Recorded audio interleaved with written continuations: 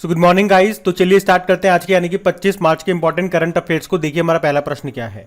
मार्च 2022 में पाक जल डमरू मध्य में तैरने वाली दुनिया की सबसे कम उम्र की और सबसे तेज महिला तैराक कौन बन गई है? तो आंसर होगा जिया रॉय। तो पाक स्ट्रेट यानी कि पाक जल डमरू मध्य, पहले तो ये बता दो ये किन दो देशों के बीच में स्थित है। तो आपको पता है ये भारत और श्रीलंका के बीच में स्थित है पाक स्ट्रेट। और अभी इसी पाक स्ट्रेट में तैरने वाली दुनिया की सबसे कम उम्र की और सबसे तेज महिला तैराक कौन बन गई है? जिया रॉय बन गई है। ये पैरा स्विमर है यानी कि दिव्यांग तैराक है। इन्होंने कितने किलोमीटर की दूरी तय की और कितने समय में? तो 28.5 किलोमीटर की दूरी तय की है इन्होंने 13 घंटे 10 मिनट में। तो इनका नाम याद रखेंगे आप, जिया रॉय। बाकी आरती साहा का नाम भी आपने सुना होगा। इंग्लिश चैनल को पार करने वाली ये पहली महिला तैराक बनी थी। अरुणिमा सिन्हा तो आप जरूर जानते होंगे, माउंट एवरेस्ट को फतेह करने वाली पहली दिव्यांग महिला हैं ये। और प्रियंका मोहिते माउंट अन्नपूर्णा, अन्नपूर्णा ये नेपाल में है, विश्व की 10वीं सबसे ऊंची पर्वत चोटी है और इसे फतेह करने वाली पहली भारतीय महिला बनी थी प्रियंका मोहिते। अच्छा चलिए बताइए, अभी इंडियन माउंटेनियरिंग फाउंडेशन की पहली महिला प्रेसिडेंट कौन बनी थी? तो आंसर होगा हर्षवंती बिष्ट बनी थी। और आपसे पूछे कि अभी जूलॉजिकल सर्वे ऑफ इंडिया की पहली महिला निदेशक कौन बनी? तो आंसर होगा धृति बनर्जी।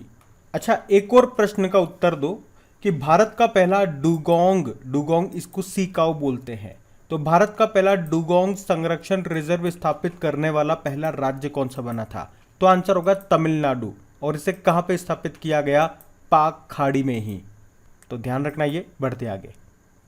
अच्छा बताइए, हाल ही में कार्बन न्यूट्रल खेती के तरीकों को शुरू करने वाला भारत का पहला राज्य कौन सा बन गया? तो आंसर होगा केरल।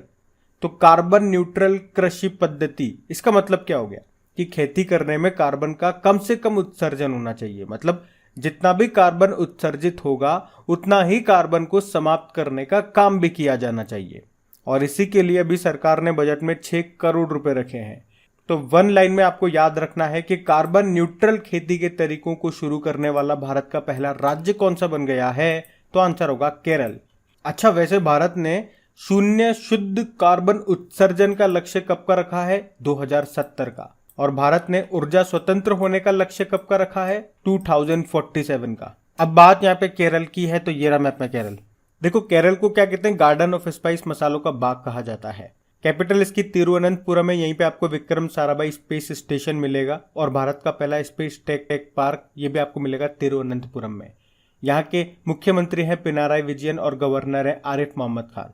अच्छा अभी आपको याद होगा एक रिपोर्ट आई थी, उसके अनुसार मातृ मृत्यु अनुपात यानी कि मैटरनल मोर्टेलिटी रेशो ये सबसे कम किस राज्य का है? तो आंसर होगा केरल का। और मातृ मृत्यु अनुपात का मतलब क्या होता है? 1 लाख जीवित बच्चों के जन्म पर होने वाली माताओं की मृत्यु को हम मैटरनल मोर्टेलिटी रेशो कहते हैं। और एशिया का सबसे बड़ा वैज्ञानिक वर्ल्ड एटलस ये केरल ने लॉन्च किया था। केरल का पहला कारवान पार्क कहां पे खुला था? इडुक्की जिले में। और बताओ कौन सा राज्य पहली विश्व बधिर T20 क्रिकेट चैंपियनशिप इसका आयोजन करेगा 2023 में? तो आंसर होगा केरल। केरल के तिरुअनंतपुरम में होंगे ये।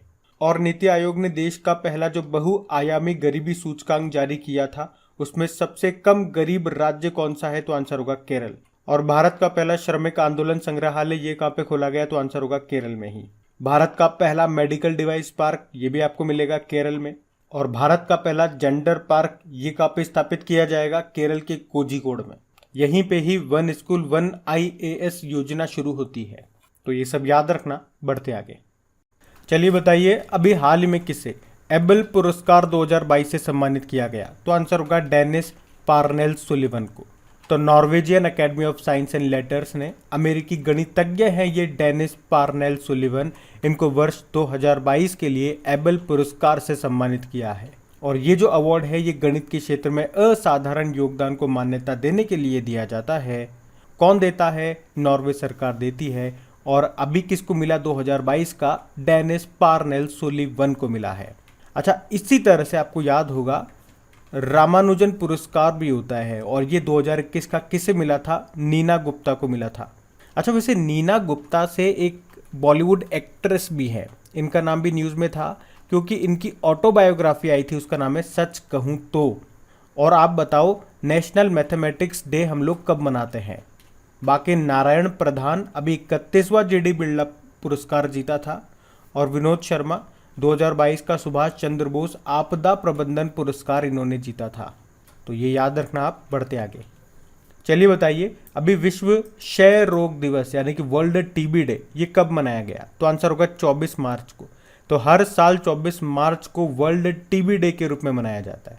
अच्छा, टीबी किससे होता है, बैक्टीरिया या वायरस? तो ये बैक्टीरिया से होने वाला रोग है। और कौन सा बैक्टीरिया? Mycobacterium tuberculosis. और इस बैक्टीरिया की खोज किसने की थी? डॉक्टर रॉबर्ट कोच ने। कब की थी? इसी दिन 24 मार्च को। इसीलिए हम वर्ल्ड टीबी डे 24 मार्च को ही मनाते हैं। और थीम क्या है इस बार की? Invest to end TB save lives. और वैसे भारत का लक्ष्य कब का है टीबी को पूरी तरह से खत्म करने का? 2025 का है। अच्छा, आप तो ये बताओ टीबी मुक्त होने वाला पहला केंद्र शासित प्रदेश कौन सा बना? तो आंसर होगा लक्षद्वीप। उसी के साथ जम्मू कश्मीर का बडगाम जिला भी टीबी मुक्त हो चुका है। अब इंपॉर्टेंट डे वाला क्वेश्चन है। चलिए आपको मार्च के सभी इंपॉर्टेंट डेज एक बार रिवाइज करवाते हैं। 1 मार्च को विश्व नागरिक सुरक्षा दिवस मनाया गया। 1 मार्च को ही जीरो डिस्क्रिमिनेशन डे, शून्य भेदभाव दिवस मनाया। 2 मार्च को सिविल लेखा दिवस, सिविल अकाउंट्स डे मनाया। 3 मार्च को वर्ल्ड वाइल्ड लाइफ डे, विश्व वन्य जीव दिवस मनाया। 3 मार्च को वर्ल्ड हियरिंग डे मनाया। 4 मार्च को विश्व मोटापा, वर्ल्ड ओबेसिटी डे मनाया। 4 मार्च को राष्ट्रीय सुरक्षा दिवस मनाया। 7 मार्च को जन औषधि दिवस मनाया। 7 मार्च को ही विश्व टेनिस दिवस मनाया। 8 मार्च को अंतर्राष्ट्रीय महिला दिवस मनाया। 9 मार्च को धूम्रपान निषेध दिवस मनाया। 10 मार्च को वर्ल्ड किडनी डे मनाते हैं, मार्च के दूसरे गुरुवार को मनाते हैं ये वैसे। और अभी 10 मार्च को ही हमने अंतर्राष्ट्रीय महिला न्याय दिवस, इंटरनेशनल डे ऑफ वुमेन जज के रूप में मनाया। फिर 14 मार्च को अंतर्राष्ट्रीय गणित दिवस मनाया। 14 मार्च को ही नदियों के लिए अंतर्राष्ट्रीय कार्य दिवस मनाया। 15 मार्च को विश्व उपभोक्ता अधिकार दिवस, वर्ल्ड कंज्यूमर राइट डे मनाया। और 15 मार्च को अब से हम इस्लामोफोबिया का मुकाबला करने के लिए अंतर्राष्ट्रीय दिवस मनाएंगे। 16 मार्च को राष्ट्रीय टीकाकरण दिवस, नेशनल वैक्सीनेशन डे मनाया। 18 मार्च को आयुध निर्माण दिवस और ग्लोबल रिसाइकलिंग डे मनाया। 20 मार्च को अंतर्राष्ट्रीय प्रसन्नता दिवस मनाया। 20 मार्च को ही विश्व मुख स्वास्थ्य दिवस, वर्ल्ड ओरल हेल्थ डे मनाया। 20 मार्च को ही विश्व गौरैया दिवस, वर्ल्ड स्पैरो डे मनाया। और 21 मार्च को कई सारे डेज मनाए थे, जैसे अंतर्राष्ट्रीय वन दिवस, नस्लीय भेदभाव के उन्मूलन के लिए अंतर्राष्ट्रीय दिवस, वर्ल्ड डाउन सिंड्रोम डे मनाया, विश्व कठपुतली दिवस मनाया और विश्व कविता दिवस, ये भी 21 मार्च को ही मनाया। फिर 22 मार्च को अभी वर्ल्ड वाटर डे मनाया था, उसी दिन बिहार दिवस भी होता है। 23 मार्च को विश्व मौसम विज्ञान दिवस हमने मनाया था। तो मार्च के ये सभी इंपॉर्टेंट डेज हैं जो आपको ध्यान रखने हैं। बढ़ते आगे। फिर बताइए, अभी हाल ही में unfilled barrels India's oil story नाम की बुक को किसने लिखा? ऋचा मिश्रा ने। तो अभी ऋचा मिश्रा ने ये बुक लिखी है जिसका नाम है unfilled barrels India's oil story. बाकी डॉक्टर किरण बेदी, अभी इन्होंने भी एक बुक लिखी थी जिसका नाम है फियरलेस गवर्नेंस।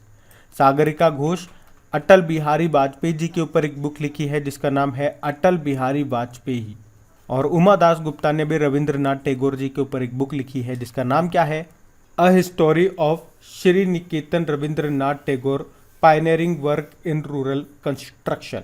अच्छा, इसके अलावा 2 प्रश्न आप लोग और याद रखना। अगर आपसे पूछा जाए कि 2021 का बुकर पुरस्कार किसे मिला, तो आंसर होगा डेमन गलगुट को। ये साउथ अफ्रीका के लेखक हैं, इनके नॉवल द प्रॉमिस के लिए। और 2021 का इंटरनेशनल बुकर पुरस्कार किसे मिला? तो डेविड डायोब को मिला है, ये फ्रांस के लेखक हैं। इनके नॉवल का नाम है at night all blood is black. याद रहेगा ये। बढ़ते आगे। अच्छा बताइए, अभी हाल ही में पहली महिला अमेरिकी विदेश मंत्री का निधन हो गया, उनका नाम क्या है? तो आंसर होगा मैडेलिन अल्ब्राइट। तो मैडेलिन अल्ब्राइट ये कौन थी? अमेरिका की पहली महिला विदेश मंत्री थी ये, और अभी इनका निधन हो गया। आपको बता दूं, इन्हें 2012 में तत्कालीन राष्ट्रपति बराक ओबामा से स्वतंत्रता का राष्ट्र पदक भी मिला था। क्या नाम है? Madeline Albright. और केतनजी ब्राउन जैक्सन का नाम भी आपको याद होगा, अमेरिकी सुप्रीम कोर्ट की जज बनने वाली पहली अश्वेत महिला बनी है। और माया एंजेलो, याद है क्या? अमेरिकी सिक्के पर दिखाई देने वाली पहली अश्वेत महिला है ये। अच्छा, फ्रांसिस केरे तो आपको जरूर याद होगा, अभी 2-3 दिन पहले ही पढ़ा है। प्रित्जकर पुरस्कार 2022 पाने वाले पहले अफ्रीकी बने हैं ये। अच्छा, अभी एक वैज्ञानिक का नाम आप बता सकते हो क्या जिन्होंने HIV की HIV वायरस की खोज की थी और अभी उनका निधन हो गया। तो उनका नाम है मॉन्टेग्नियर। और अकादमी पुरस्कार यानी कि ऑस्कर अवार्ड जीतने वाले पहले अश्वेत अभिनेता का भी निधन हो गया, उनका नाम था सिडनी पॉइटियर। और यूरोपीय संसद के अध्यक्ष का भी निधन हो गया था, उनका नाम क्या है, डेविड सासोली। तो ये ध्यान रखना। आप बढ़ते आगे। चलिए बताइए, मार्च 2022 में जारी पुरुष एकल बैडमिंटन रैंकिंग में लक्ष्य सेन की रैंक क्या है? तो आंसर होगा 9th। तो ऑल इंग्लैंड बैडमिंटन चैंपियनशिप में उप विजेता लक्ष्य सेन पहली बार पुरुष एकल बैडमिंटन वर्ल्ड रैंकिंग में टॉप 10 में पहुंच गए। इसमें वे 9वें स्थान पर हैं और इस तरह से वे पुरुष एकल बैडमिंटन में सर्वोच्च रैंकिंग वाले भारतीय भी बन गए हैं। जबकि विश्व रजत पदक विजेता किदाम्बी श्रीकांत ये 12वें नंबर पर हैं और Tokyo Olympian B Sai Praneeth ये 19वें स्थान पर हैं। अच्छा, लक्ष्य सेन से आपको याद आता होगा, अभी योनेक्स सनराइज इंडिया ओपन में पुरुष एकल का खिताब जीता था लक्ष्य सेन ने। और अभी जर्मन ओपन 2022 में सिल्वर मेडल जीता था लक्ष्य सेन ने। अच्छा, अभी आपको याद होगा, उड़ीसा ओपन बैडमिंटन टूर्नामेंट 2022 हुआ था, उसमें वुमेन सिंगल टाइटल किसने जीता था? उन्नति हाड़ा ने। और ये टूर्नामेंट जीतने वाली वे सबसे कम उम्र की भारतीय बैडमिंटन प्लेयर बनी है। और इसमें मेन सिंगल का टाइटल किसने जीता था? किरण जॉर्ज ने जीता था। ये टूर्नामेंट हुआ था कटक उड़ीसा में। 2 कप मैंने आपको बताए थे, एक होता है उबेर कप, एक होता है थॉमस कप। दोनों का संबंध आपके बैडमिंटन से है। उबेर कप अभी जीता था चाइना ने जापान को हरा करके। थॉमस कप इंडोनेशिया ने जीता चाइना को हरा के। और आपको बताया 2026 में BWF वर्ल्ड चैंपियनशिप को कौन होस्ट करेगा? भारत। अच्छा बताओ, अभी सैयद मोदी इंडिया इंटरनेशनल में वुमेन सिंगल का टाइटल किसने जीता? PV सिंधु ने। और एक अच्छा प्रश्न और है, भारत की पहली पैरा बैडमिंटन अकादमी ये कहाँ पे खोली गई? तो आंसर होगा लखनऊ में। लखनऊ में आपको सिडबी का हेडक्वार्टर भी मिलेगा। उसी तरह से आपको याद होगा, तस्नीम मीर का नाम 2022 में दुनिया की नंबर 1 जूनियर बैडमिंटन प्लेयर बन गई है, गुजरात से हैं। और नंदू नाटेकर का नाम सुना होगा, 1956 में अंतर्राष्ट्रीय खिताब जीतने वाले पहले भारतीय बने थे ये, लेकिन अभी इनका निधन हो गया। बैडमिंटन वर्ल्ड फेडरेशन ने men's player of the year किसे चुना था? डेनमार्क के विक्टर एक्सेलसेन को। और women's player of the year किसे चुना था? ताइवान की ताई जू यिंग को। अच्छा, PV सिंधु से रिलेटेड एक बुक आपको और याद रखनी है, shuttling to the top the story of PV Sindhu, जिसको लिखा है V कृष्णस्वामी ने। और वैसे बैडमिंटन वर्ल्ड फेडरेशन का हेडक्वार्टर कहाँ पर है? कुआलालंपुर मलेशिया में। याद रखेंगे। बढ़ते हैं आगे। अच्छा बताइए, अभी हाल ही में जारी पुस्तक the book of Bihari literature के लेखक कौन है? तो आंसर होगा अभय के। तो कवि राजनयिक अभय के ने ये बुक लिखी है जिसका नाम है the book of Bihari literature, जिसे अक्टूबर 2022 में रिलीज किया जाएगा। और आपको याद होगा, हम लोगों ने पढ़ा था, साहित्य अकादमी ने अपनी 68वीं वर्षगांठ के अवसर पर अभय के की एक बुक है मानसून, उसको प्रकाशित किया था, तब आपने इनका नाम सुना होगा। बाकी जयंता घोषाल ममता बनर्जी के ऊपर बुक लिखी थी जिसका नाम है ममता बियॉन्ड 2021। और डॉक्टर थॉमस मैथ्यू आपको जरूर याद होंगे, रतन टाटा जी की जीवनी लिखी, Ratan and Tata the authorised biography. और Meenakshi Lekhi India's women unsung heroes नाम की बुक लिखी है। याद रखेंगे ये। बढ़ते हैं आगे। फिर बताइए, अभी हाल ही में सरकार ने 2050 तक कितने हवाई अड्डे बनाने का लक्ष्य रखा है? तो आंसर होगा 220। तो अभी केंद्रीय नागरिक उड्डयन मंत्री हैं ज्योतिरादित्य सिंधिया, इन्होंने कहा है कि सरकार ने नागरिक उड्डयन उद्योग को भारत की अर्थव्यवस्था का एक महत्वपूर्ण घटक बताते हुए 2050 तक 220 नए हवाई अड्डे बनाने का लक्ष्य रखा है। और 2050 से आपको याद आता होगा, चलो मैं आप ही से पूछूंगा कि 2050 तक शुद्ध शून्य कार्बन उत्सर्जन का लक्ष्य निर्धारित करने वाला पहला दक्षिण एशियाई शहर कौन सा बना था? बताओ। आंसर होगा मुंबई। अच्छा, अगर मैं आपसे पूछूं कि अभी सौर ईंधन का उपयोग करने वाली पहली एयरलाइन कौन सी बनी थी? तो आंसर होगा स्विस इंटरनेशनल एयरलाइन। और अभी एयर इंडिया के चेयरमैन कौन बने? टाटा सन्स के जो चेयरमैन हैं N चंद्रशेखरन। और जेट एयरवेज के CEO बने थे संजीव कपूर। उसी तरह से ब्रह्मोस एरोस्पेस के MD CEO बने थे अतुल दिनकर राणे। और मिनिस्ट्री ऑफ सिविल एविएशन के सेक्रेटरी बने राजीव बंसल। इंडिगो एयरलाइन के मैनेजिंग डायरेक्टर बने थे राहुल भाटिया। विस्तारा एयरलाइन के CEO बने थे विनोद कन्नन। और इंदिरा गांधी इंटरनेशनल एयरपोर्ट ये कब तक शुद्ध शून्य कार्बन उत्सर्जन वाला हवाई अड्डा बन जाएगा? तो आंसर होगा 2030 तक, याद रखना। बढ़ते आगे। अच्छा बताइए, 22 मार्च 2022 को किसने सुजलाम 2.0 अभियान शुरू किया? तो आंसर होगा गजेंद्र सिंह शेखावत। अभी आपको याद होगा हमने वर्ल्ड वाटर डे मनाया था 22 मार्च को ही। उसी दिन हमारे जो जल शक्ति मंत्री हैं गजेंद्र सिंह शेखावत, इन्होंने सुजलाम 2.0 अभियान को शुरू किया है। और इसका उद्देश्य क्या है अभियान का? ग्रामीण इलाके में घरों से निकलने वाले गंदे पानी के मैनेजमेंट के लिए इसे रिसाइकल करके और फिर से उपयोग में लिया जाए, उसी के लिए इस अभियान को शुरू किया गया है। और यहाँ पे एक शब्द का भी इस्तेमाल हुआ है, ग्रे वाटर मैनेजमेंट। एक शब्द नहीं, मतलब एक लाइन है, ग्रे वाटर मैनेजमेंट। इसका मतलब वही है गंदे पानी का मैनेजमेंट करना। ये आप ध्यान रखना, ताकि गांव के लोगों को उस गंदे पानी से होने वाली बीमारियों से बचाया जा सके। तो ये आप ध्यान रखेंगे। बढ़ते आगे।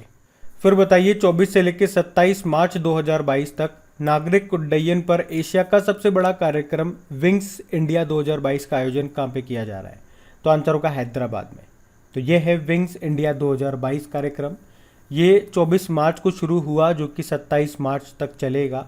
और ये नागरिक उड्डयन के क्षेत्र में एशिया का सबसे बड़ा आयोजन है। कहाँ पे शुरू हुआ? बेगमपेट एयरपोर्ट हैदराबाद में। और किसके द्वारा इसका आयोजन किया जा रहा है? नागरिक विमानन मंत्रालय और फिक्की के द्वारा। उद्देश्य क्या है? क्षेत्रीय कनेक्टिविटी को बढ़ावा देना और निवेश के लिए मंच उपलब्ध कराना। अच्छा, क्षेत्रीय कनेक्टिविटी को बढ़ावा देने के लिए सरकार ने एक योजना चला रखी है। क्या नाम है उसका? उड़ान योजना, उड़े देश का आम नागरिक। और इस कार्यक्रम की थीम भी है India @75 new horizon for aviation industry. और देखो, हैदराबाद से आपको याद आएगा स्टैच्यू ऑफ इक्वेलिटी। इसका उद्घाटन किया गया था हैदराबाद में, जो कि संत रामानुजाचार्य जी की स्टैच्यू है, 216 फीट ऊंची है। और माइक्रोसॉफ्ट, याद रखना, हैदराबाद में ही भारत का सबसे बड़ा डेटा सेंटर भी स्थापित करेगा।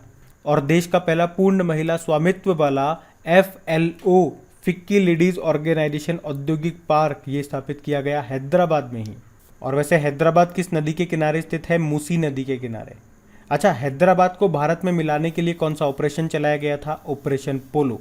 तो ये याद रखना। बढ़ते आगे। तो बताइए, अभी हाल ही में OECD ने वित्त वर्ष 2023 में भारत की GDP ग्रोथ रेट कितना रहने का अनुमान लगाया है? तो आंसर होगा 8.1%।